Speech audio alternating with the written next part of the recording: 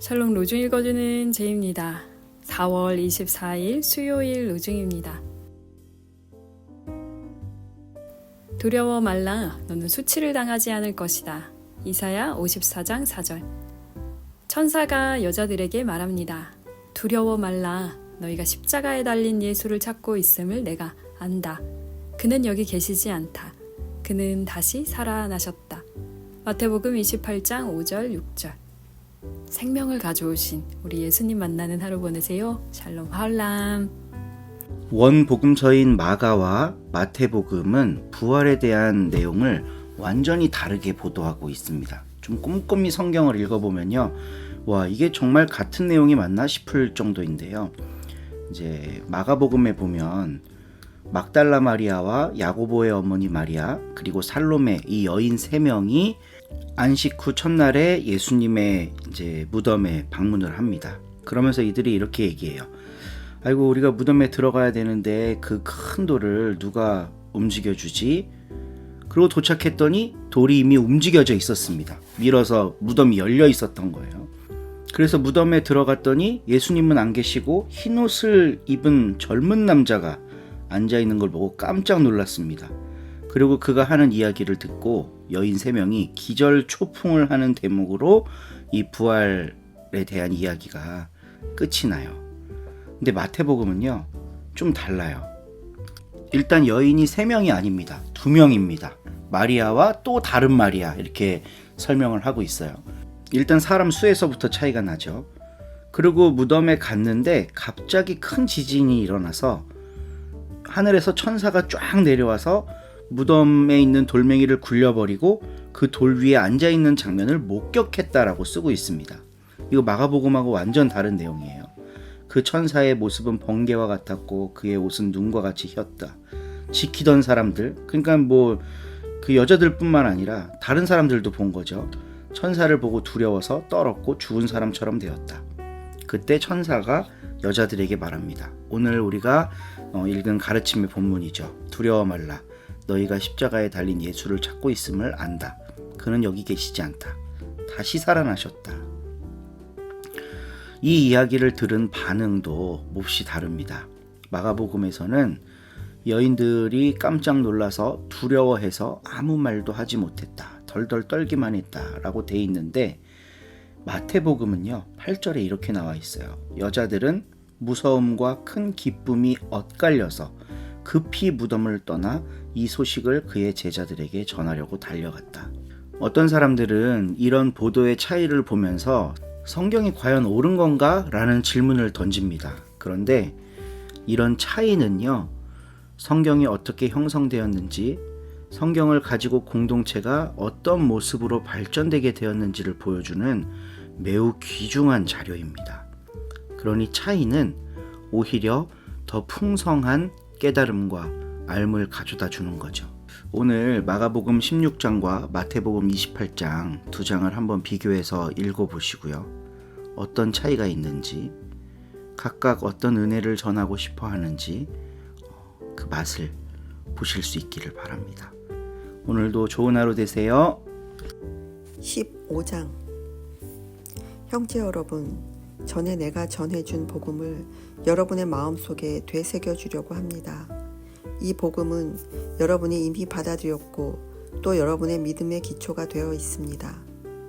그러므로 여러분이 헛되이 믿는다면 몰라도 그렇지 않고 내가 전해준 복음 그대로 굳게 지켜나간다면 여러분은 이 복음으로 구원을 받게 될 것입니다. 나는 내가 전해받은 가장 중요한 것을 여러분에게 전해드렸습니다. 그것은 그리스도께서 성서에 기록된 대로 우리의 죄 때문에 죽으셨다는 것과 무덤에 묻히셨다는 것과 성서에 기록된 대로 사흘 만에 다시 살아나셨다는 것과 그 후 여러 사람에게 나타나셨다는 사실입니다. 그리스도께서는 먼저 베드로에게 나타나신 뒤에 다시 12사도에게 나타나셨습니다. 또 한 번에 500명이 넘는 교우들에게도 나타나셨는데 그 중에는 이미 세상을 떠난 사람도 있지만 대다수는 아직도 살아 있습니다. 그 뒤에 야고보에게 나타나시고 또 모든 사도들에게도 나타나셨습니다. 그리고 마지막으로 팔싹둥이 같은 나에게도 나타나셨습니다. 나는 사도들 중에서 가장 보잘것없는 사람이요 하느님의 교회까지 박해한 사람이니 실상 사도라고 불릴 자격도 없습니다. 그러나 내가 오늘의 내가 된 것은 하나님의 은총의 덕입니다. 하느님께서 나에게 주신 은총은 헛되지 않았습니다. 과연 나는 어느 사도보다도 더 열심히 일했습니다. 그러나 이것은 내가 한 것이 아니라 나에게 주신 하나님의 은총으로 된 것입니다. 내가 전하든지 다른 사도들이 전하든지 우리는 그리스도의 죽음과 부활을 전하고 있으며 여러분은 그것을 믿었습니다. 그리스도께서 죽은 자들 가운데서 다시 살아나셨다는 것을 우리가 전파하고 있는데 여러분 가운데 어떤 사람은 죽은 자의 부활이 없다고 하니 어떻게 된 일입니까? 만일 죽은 자가 부활하는 일이 없다면 그리스도께서도 다시 살아나셨을 리가 없고 그리스도께서 다시 살아나지 않으셨다면 우리가 전한 것도 헛된 것이요 여러분의 믿음도 헛된 것일 수밖에 없을 것입니다. 만일 죽은 자가 다시 살아나는 일이 없다면 하느님께서 그리스도를 다시 살리셨을 리가 없습니다. 그렇다면 하느님께서 그리스도를 다시 살리셨다고 증언하는 우리는 결국 하느님을 거스르는 거짓 증인이 되는 셈입니다. 만일 죽은 자들이 다시 살아나는 일이 없다면 그리스도께서도 다시 살아나실 수 없었을 것입니다. 만일 그리스도께서 다시 살아나시지 않았다면 여러분의 믿음은 헛된 것이 되고 여러분은 아직도 죄에서 헤어나지 못하고 있을 것입니다. 그리고 그리스도를 믿다가 세상을 떠난 사람들도 멸망했을 것입니다. 만일 그리스도를 믿는 우리가 이 세상에만 희망을 걸고 있다면 우리는 누구보다도 가장 가련한 사람일 것입니다.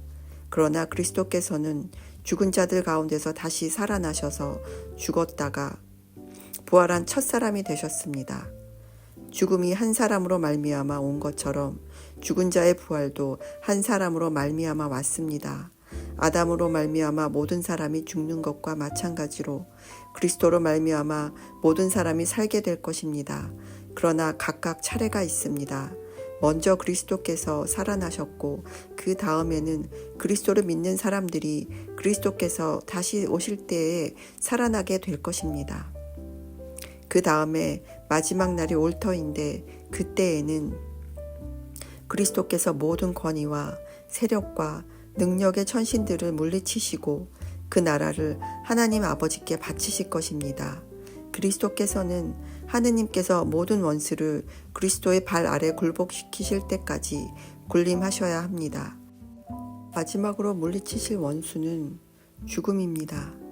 하느님께서는 모든 것을 당신 발 아래 굴복시키셨다 했습니다. 이렇게 모든 것을 굴복시키셨다고 할 때 굴복시키는 그분은 그 속에 포함되어 있지 않다는 것이 분명합니다. 이리하여 모든 것이 그분에게 굴복당할 때에는 아드님 자신도 당신에게 모든 것을 굴복시켜 주신 하느님께 굴복하실 것입니다. 그때에는 하느님께서 만물을 완전히 지배하시게 될 것입니다. 그런데 죽은 이들을 대신해서 세례를 받는 사람들은 왜 그런 일을 하는 것입니까? 많은 죽은 이들이 다시 살아나는 일이 없다면 무엇 때문에 그들을 대신해서 세례를 받습니까? 또 우리는 무엇 때문에 언제나 위험을 무릅쓰면서 살고 있습니까? 형제 여러분, 나는 우리 주 예수 그리스도를 믿는 사람으로서 여러분을 나의 자랑으로 생각하며 이 말씀을 드립니다. 나는 날마다 죽음의 위험을 당하고 있습니다. 내가 서로 에페소에서 맹수와 싸우는 위험을 겪었다 하더라도 그것이 인간적인 동기에서 당한 일이라면 내가 얻은 것이 무엇이겠습니까? 만일 죽은 자가 다시 살아나는 일이 없다면 내일이면 죽을 테니 먹고 마시자 해도 그만일 것입니다. 속지 마십시오. 나쁜 친구를 사귀면 품행이 나빠집니다. 정신을 똑바로 차리고 죄를 짓지 마십시오. 여러분 중에는 하느님을 모르는 사람이 있어서 부끄러운 줄을 알라고 이런 말을 하는 것입니다. 그러므로 죽은 사람이 어떻게 다시 살아나며 어떤 몸으로 살아나느냐 하고 묻는 사람이 있을지도 모릅니다. 어리석은 질문입니다. 심은 씨는 죽지 않고서는 살아날 수 없습니다. 여러분이 심는 것은 장차 이루어질 그 몸이 아니라 밀이든 다른 곡식이든 다만 그 씨앗을 심는 것뿐입니다. 몸은 하느님께서 당신의 뜻대로 지어주시는 것으로 씨앗 하나하나에 각각 알맞은 몸을 주십니다. 모든 육체가 다 같은 것은 아닙니다. 사람의 육체가 다르고 동물의 육체가 다르고 새의 육체가 다르고 물고기의 육체가 또 다릅니다. 하늘에 속한 것들이 있고 또 땅에 속한 것들이 있습니다. 하늘에 속한 것들의 영광이 다르고 땅에 속한 것들의 영광도 다릅니다. 해의 영광이 다르고 달의 영광이 다르고 별의 영광이 다르며 또 별과 별 사이에도 그 영광이 다릅니다. 죽은 자들의 부활도 이와 같습니다. 썩을 몸으로 묻히지만 썩지 않는 몸으로 다시 살아납니다. 천한 것으로 묻히지만 영광스러운 것으로 다시 살아납니다. 약한 자로 묻히지만 강한 자로 다시 살아납니다. 육체적인 몸으로 묻히지만 영적인 몸으로 다시 살아납니다. 육체적인 몸이 있으면 영적인 몸도 있습니다. 성서에 기록된 대로 첫사람 아담은 생명 있는 존재가 되었지만 나중 아담은 생명을 주는 영적 존재가 되셨습니다. 그러나 영적인 것이 먼저 있었던 것이 아니라 육적인 것이 먼저 있었고 그 다음에 영적인 것이 왔습니다. 첫째, 인간은 흙으로 만들어진 땅의 존재이지만 둘째 인간은 하늘에서 왔습니다. 흙의 인간들은 흙으로 된 그 사람과 같고 하늘의 인간들은 하늘에 속한 그분과 같습니다. 우리가 흙으로 된 그 사람의 형상을 지녔듯이 하늘에 속한 그분의 형상을 또한 지니게 될 것입니다. 형제 여러분, 이 말을 잘 들어두십시오. 살과 피는 하느님의 나라를 이어받을 수 없고 썩어 없어질 것은 불멸의 것을 이어받을 수 없습니다. 내가 이제 심오한 진리 하나를 말씀드리겠습니다. 우리는 죽지 않고 모두 변화할 것입니다. 마지막 나팔 소리가 울릴 때에 순식간에 눈 깜빡할 사이도 없이 죽은 이들은 불멸의 몸으로 살아나고 우리는 모두 변화할 것입니다. 이 썩을 몸은 불멸의 옷을 입어야 하고 이 죽을 몸은 불사의 옷을 입어야 하기 때문입니다. 이 썩을 몸이 불멸의 옷을 입고 이 죽을 몸이 불사의 옷을 입게 될 때에는 승리가 죽음을 삼켜버렸다. 죽음아, 내 승리는 어디 갔느냐? 죽음아, 내 독침은 어디 있느냐? 한 성서의 말씀이 이루어질 것입니다. 죽음의 독침은 죄요, 죄의 힘은 율법입니다. 그러나 우리 주 예수 그리스도를 통하여 우리에게 승리를 주신 하느님께 감사합시다. 그러므로 사랑하는 형제 여러분, 굳건히 서서 흔들리지 말고 언제든지 주님의 일을 열심히 하십시오. 주님을 위해서 하는 노력은 결코 헛되지 않다는 것을 명심하십시오. 아멘.